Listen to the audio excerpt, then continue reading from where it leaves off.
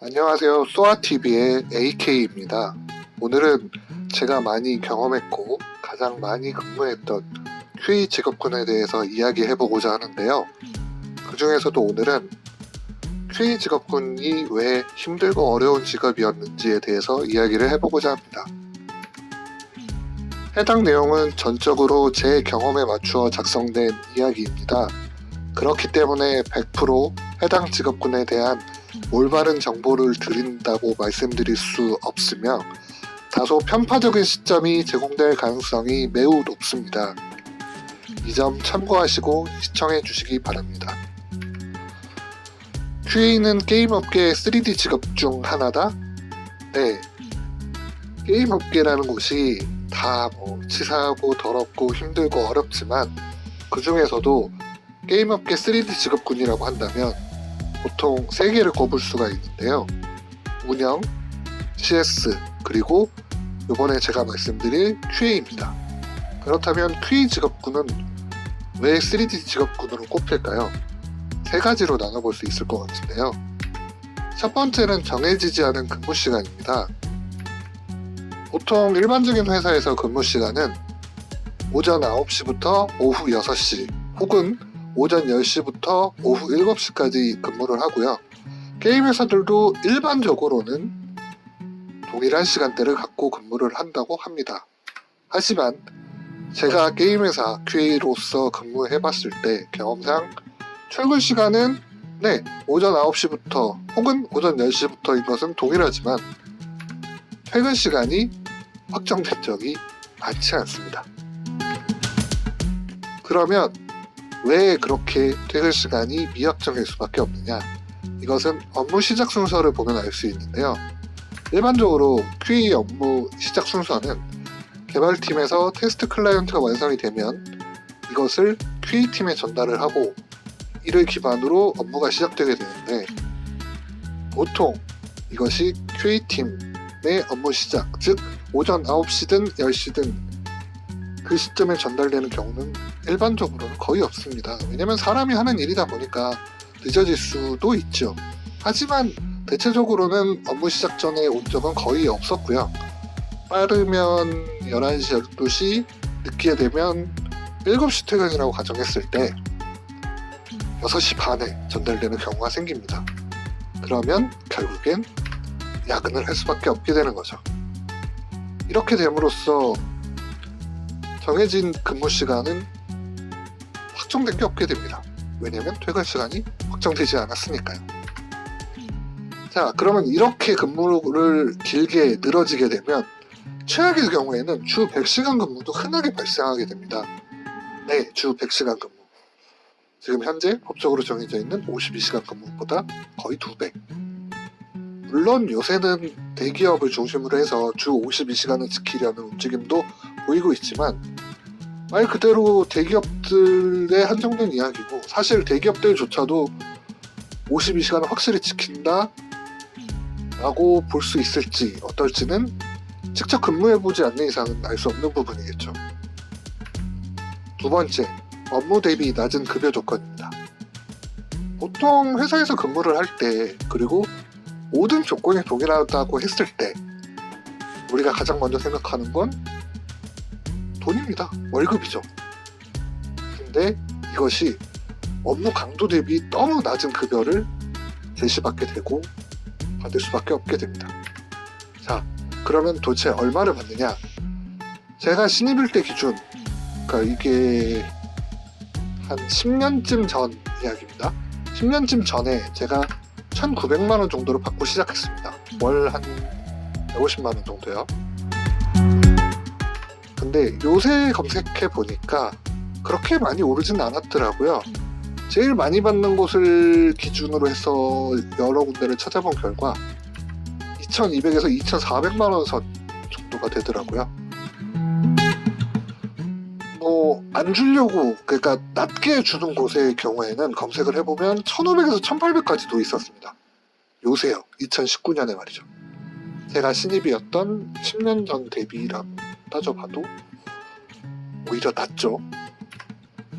이거를 주급 계산을 해보면 2,400만 원을 받는다고 가정했을 때 그리고 세금이나 기타 이제 제한한 금액이 없다고 가정했을 때 이런 식으로 계산을 해보면 약 66,666원이 됩니다. 밑에 소수점이 있는데 소수점 다 버렸어요. 그리고 시급으로 계산을 해보면 한 번도 야근을 하지 않고 40시간 기준으로 근무를 했다고 했을 때 8,333원, 그리고 최대 근무 시간인 100시간을 근무했다고 가정했을 때 4,716원이 되죠. 자, 2019년 시급, 최저 시급이 제가 알기로 만 원대, 아니 9,000원대라고 가정을 해도 절반 수준밖에 되지 않습니다.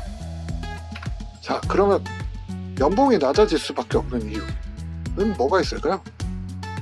게임 업계뿐만 아니라 다른 곳에도 동일한 조건으로 근무를 하시는 분들이 있겠지만 대부분은 포괄임금제 때문입니다. 어느 정도 시간, 그러니까 그 계약서에 적혀져 있는 부분에 대해서 연봉 그 이상을 안 줘도 된다라고 그 회사들이 악용을 하는 범위가 있기 때문이죠. 그래서 보통 게임 회사들, 특히 대기업보다 낮은 수준, 그러니까 중견기업 아래쪽으로는 야근비가 아예 나오지 않는 곳도 많습니다. 나온다고 하면 교통비 한 15,000원 정도? 결국에는 전반적으로 연봉이 높아질 수가 없겠죠. 거기에다가 하나 더 보태자고 한다면 연봉 상승분도 보통 많이 받는 경우, 물론 많이 받는 경우도 있습니다. 대기업 같은 경우에는 4,000, 5,000 막 이렇게 높아지는 경우도 있고요. 게임 QA가 아니라 다른 쪽 QA 경우에는 연봉이 지금 제가 말씀드리는 것보다는 훨씬 최대 2배 이상까지도 더 받을 수 있는 상황이 나오게 됩니다. 자, 세 번째, 안정성 및 대우가 상대적으로 좋지 못하다. 자, 여기서 말하는 상대적이라는 것은 다른 QA와 비교하는 것이 아닙니다. 게임 회사 안에 있는 3D 직업군을 제외한 나머지 직군과의 안정성 및 대우가 상대적으로 좋지 못하다라는 것을 이야기합니다. 게임 회사 3D 직업군은 아까도 말씀드렸지만 QA, GM, 보통 운영팀이죠. CS 이렇게 세 군데인데요. 이 세 군데의 공통점은 중요도가 회사 안에서 최하위입니다. 업무적으로나 그리고 연봉적으로나, 그리고 회사가 그 직군 간의 서열이라고 이제 불릴 수 있는데 그 부분에서도 이제 최하위가 됩니다. 자, 그러면 이 3D 직업군들은 과연 쓸모가 없는 것인가? 그리고 쓸모가 없기 때문에 대우가 그런 것인가? 고객 및 그 이제 테스트 결과를 통한 피드백을 직접적으로 회사에 전달할 수 있는 유일한 부서들입니다. 유일한 부서라고 하는 게 맞겠네요. 유삼이라는 말은 없잖아요. 예, 하여튼 이렇게 직접적으로 피드백을 전달할 수 있는 부서이기 때문에 중요도는 개발팀 못지않게, 기획팀 못지않게 중요하다고 볼 수 있는 부서입니다. 거기에 또 다른 안정성 및 대우 불안 요소가 있는데요. 바로 외주 전환입니다. 그렇게 중요도가 낮다고 생각한 회사 측에서는 이 3D 직업군들을 다 외주 전환시켜 버리는데요. 특히 QA 같은 경우에 외주 전환을 하게 되면 업무적인 전문성 그리고 스킬 향상 이런 것보다는 본사, 즉 외주를 부리는 그 게임 회사에서 요구받는 내용에만 집중을 하게 됩니다. 그리고 그 요구받는 내용에 대한 시간은 정규직일 때보다 더 짧거나 혹은 양이 더 많아지게 돼요. 왜냐하면 마음에 안 들면 버리면 되니까요. 자, 그렇게 돼서 직업 안정성 불안도도 상승하게 되죠. 그런데 여기서 이 외주 직업, 그러니까 외주를 쓰는 게임 회사들은 정말 말도 안 되는 학력을 요구합니다. 이거는 게임 회사뿐만이 아닌데요. 오히려 게임 회사는 이런 학력 요구가 덜한 편이지만 다른 이제 일반적인 그 외주 테스트 업체들 같은 경우에는 그 고객사 때문에 대졸 이상을 요구하게 됩니다. 자, 대졸자가 첫 직장으로 연봉 2,200에서 2,400 사이에, 그것도 퇴근 시간이 확정되지 않는 곳을 갈 리가 없죠. 정말 말도 안 되는 학력 요구라고 볼 수 있습니다. 자, 지금까지 QA가 왜 게임 회사에서 3D 직업군으로 꼽히며 왜 힘들고 짜증나고 어려운지에 대해서 말씀을 드렸는데요. 이거에 대해서 공감하시는 분이 있을 수도 있고 공감하지 못하는 분도 있을 수 있습니다. 하지만 지금까지 제 경험상 그렇게 만만한 곳이라고 생각이 들지는 않아서 이렇게 영상으로 만들게 되었고요.